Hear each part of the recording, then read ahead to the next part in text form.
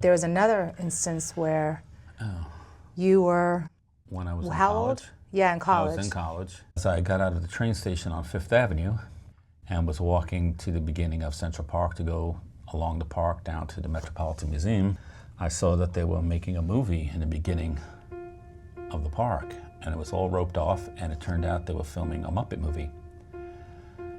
And they had ropes, you know, blocking off and police guarding it. And then I saw, as I was walking by, I saw Jim Henson talking to someone. I was like, oh my God, I would love to talk to Jim Henson. But I thought it would be impossible, so I went on my way to go to the museum, and then I kept thinking about it, and I was like, what have I got to lose? I'm gonna give it a shot and see if I could talk to him. So I turned around and I went back, and it just so happened that I was dressed and looked like everyone else that was on that crew. I had long hair down my back, I was wearing jeans and a very popular jacket at the time, members only.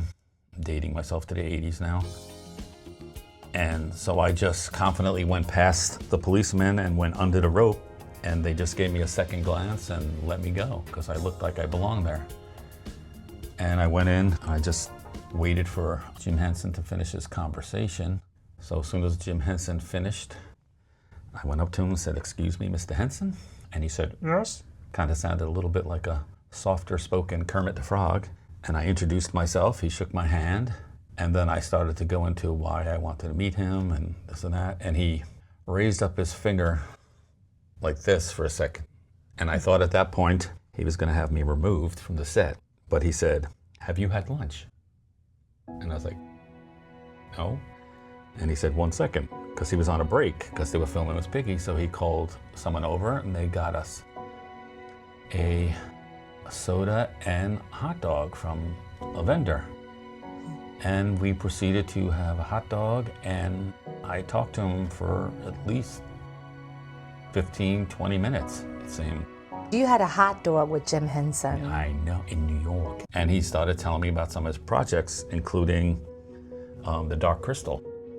And he said that that wasn't getting a lot of support from people because it was so far out of his wheelhouse.